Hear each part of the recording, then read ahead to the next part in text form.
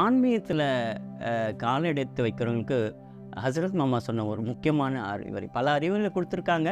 அதில் ரொம்ப முக்கியமாக நான் கருதுவது என்னவென்றால், ஃபினான்ஷியல் செக்யூரிட்டி யாருக்கு இல்லையோ அவர்கள் ஆன்மீகத்தில் பயணிப்பது முடியாத காரியம். It is impossible to have progress in spirituality if you don't have financial security. Financial செக்யூரிட்டினா, நாளைக்கு நாம் எழுந்தா குழந்தைக்கு சாப்பாடு இல்லை, படிப்பு காசு இல்லை, அது இல்லை, இது இல்லை, இந்த பிரச்சனையோடு யாரும் ஆன்மீகத்தில் ரியாலட் பண்ணி வரவே முடியாது. நம்மளுடைய மனசெல்லாம் நம்மளோட பிரச்சனைகளில், முக்கியமாக ஃபினான்ஸ் சம்பந்தோட பிரச்சனைகளே முழுமையாக இருக்கும். அப்போ ஆன்மீகத்தை ப்ராக்ரஸ் ஓடாது அவங்க. அதனால் அவங்கள தேடி வரவங்களுக்கெல்லாம், ஆன்மீகத்தில் காலை எடுத்து வைக்கிறவங்களுக்கெல்லாம், see that you have financial security, make sure that you are well off. ஒரு நல்ல, அதாவது அவங்க ஹதரத் மாமா சொல்லுவாங்க, பணத்தை பற்றி சொல்லும்போது, பேங்க்கில் பணம் இருக்கணும், வீட்டில் பணம் இருக்கணும், பாக்கெட்டில் பணம் இருக்கணும்.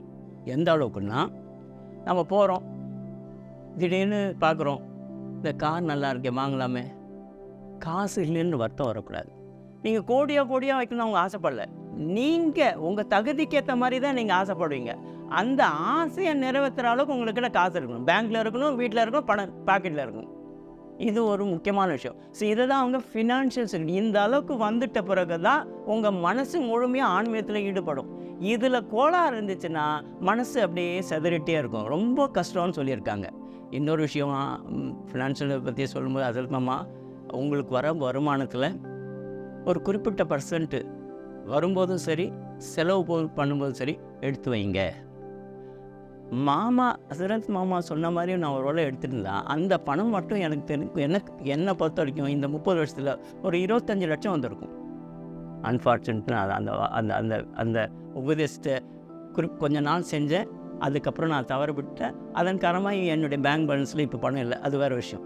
ஸோ அவங்க சொன்ன அந்த ஃபினான்ஷியல், அதாவது பிஸ்னஸை பற்றி பேசும்போது சொல்லி, ஃபினான்ஷியல் செக்யூரிட்டி பற்றி பேசும்போது, இந்த பொருளாதாரத்தை பற்றி பேசும்போது, இன்னொரு பொருளாதாரத்தை பற்றி வரும்போது அது சம்மந்தப்பட்ட பிஸ்னஸை பற்றி பேசும்போது ஒரு அற்புதமான உன்னதமான கருத்து சொன்னாங்க. அது என்னென்னா, business is nothing but service to the humanity.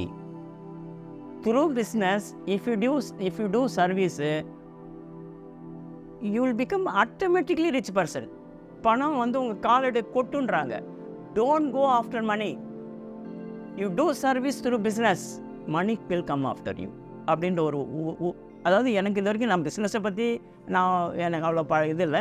ஆனால் அவங்க ஒருத்தர் பிஸ்னஸ் பண்ணுறவங்களுடைய ஆட்டிடியூட் எப்படி இருக்கணும்னா, அதன் மூலமாக சமுதாயத்துக்கு ஒரு சர்வீஸ் பண்ணுற ஒரு மனநிலையில் தான், ஒரு எண்ணத்தில் தான் பண்ணணும். பணன்றது தானாக வந்து உங்கள் நம்ம காலடியில் கொட்டுன்னு சொல்லி அதற்கு மாமா சொல்லியிருக்காங்க. நீங்கள் கடலுக்குள்ளார போய் கடை வச்சா கூட இந்த ஆட்டிடியூடோடு நீங்கள் பிஸ்னஸ் செஞ்சிங்கன்னா ஜனங்க அங்கே தேடி வந்து வாங்குவாங்க. நீங்கள் எங்கே பண்ணுறீங்க அப்படின்றது முக்கியம் இல்லை, என்ன உங்களுடைய எண்ணமாக இருக்குது, சர்வீஸாக இருக்கா. நீங்கள் ஊருடைய கோடியில் போய் வச்சாலும் உங்களை தேடி வருவாங்க ஜனங்க அப்படின்னு ஹசரத் மாமா சொல்லியிருக்காங்க. ஸோ இது மாதிரி, அதாவது ஹசரத் மாமாவை பேசுனா பேசிகிட்டே இருக்கலாம். அல்லாஹ் தான் போதுமானவன்.